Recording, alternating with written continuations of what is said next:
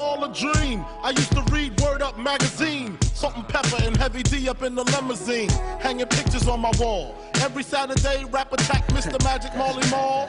I let my tape rock till my tape pop. Smoking weed and bamboo, sipping on pop. We read Things Fall Apart by Chinua Achebe, and it's about a man named Okonkwo who strives for power, and in the beginning he gains power by winning a wrestling match against Cat. Later on in the book, he accidentally shoots a clan member and he's ostracized from the land.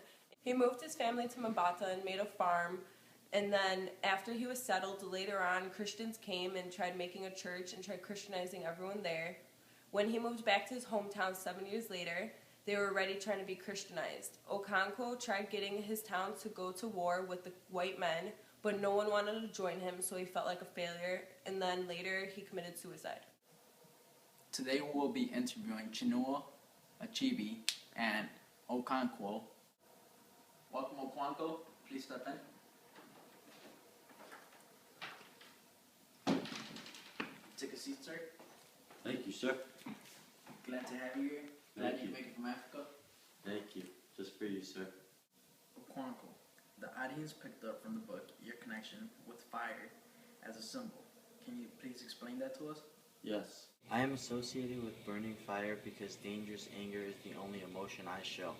Just as fire feeds itself until it's left with nothing. I suppress myself like fire because I want to be more masculine. Just as fire feeds on itself until all that is left is a pile of ash. Okonkwo, would you consider yourself a tragic hero according to Aristotle's definition? Yes, I would consider myself a tragic hero because, as Aristotle described it, I had a tragic flaw. I was arrogant, impatient, and stuck with violence, which led me to kill myself in the end. What happened at the funeral, where you accidentally shot someone? Why did they make you leave your town? Flashback in Okonkwo's head. It was Esiah's funeral, and to honor him, we were getting ready to shoot the guns. As I was going out to shoot, my gun had just exploded, and out of nowhere, iron just shot him, and I shot him dead. Since it was a crime to kill one of your own clansmen, I had to leave. I had either a punishment of a male or a female, but since I accidentally killed them and I didn't do it purposely, I got the female sentence, in which I had to leave our village for 7 years, according to the earth.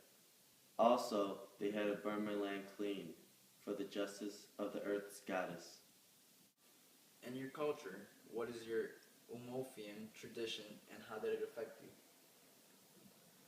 Our Umoffian tradition was the fact that they had killed Udu's wife, and in return they have to give us a virgin, an atoned one, and a young male. How did it affect you? Good question. It affected me because I saw Ifemafuma as a child. I really started to feel for that kid, although I wasn't showing my expression towards him. He made my son Nawoi more of a man, and it helped me. And honestly, it led to my downfall, because I care for the kid so much, and to kill him, I could remember him saying, "Father, they have killed me." Until this day, it just haunts me. Chinua, can you tell me some themes of Things Fall Apart? Yes, one is the struggle between change and tradition, and it deals with the tension about whether change should be privileged over tradition, and it often involves question of personal status. And Okonkwo resists the new political and religions because he says that it's not manly. The system of evaluation that self-inspires many of the clan's outcasts to embrace Christianity. And like I said on page 153, and even the matter of religion, there was a growing feeling that there might be something in it after all. Another theme is interpretation of masculinity. Okonkwo wants to rise above his father's legacy of being broke and weak.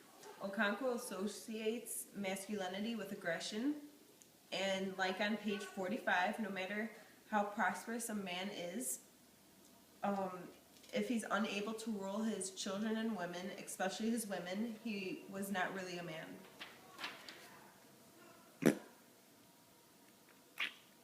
The Igbo culture is so complex that I couldn't even translate it into full out English. And I also point out many of the different languages of Africa. What are your top 2 motifs? One of them is Chai. Chai is an individual person's god. What are your top 2 motifs? One motif is Chai, and Chai is an individual personal god, and a Chai depends on your rank. For example, in chapter 14, a man could not rise beyond the destiny of his Chai.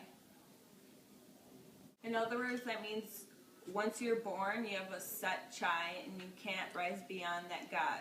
Another motif is animal imagery. Animal imagery is used to naturalize their rituals and beliefs. The presence of animal in their folklore reflects the environment. An important animal image is the sacred python, which represents transition in a new religion order. For example, it was addressed as Our Father and was allowed to go wherever it pleases. What are some symbols of the book? One symbol of the book is the yams, and the yams represent hard work, dedication, and manliness. Okonkwo gains wealth by selling and producing yams. On page 28, yams stood for manliness, and he who could feed his family on yams from a harvest to another was a very great man indeed. Another symbol are the locusts. Locusts are a hint of the white men's arrival. It symbolizes downfall of their tradition. And in chapter 16, the oracle said that the white men were on their way and they were locusts. How does religion relate to the book? Nuo conforms to Christianity, portraying his Yumofomian society, and his father Okonkwo. The missionaries have already converted most of the local people, and the leaders of the Yumofonian clan organize a meeting, but in the end, no one wants to go to war with Okonkwo against the Christians. Okonkwo feels like a failure and ends up hanging himself. A quote from page 208. That man was one of the greatest men in Yumophobia. You drove him to kill himself, Wodobirka said to the white men.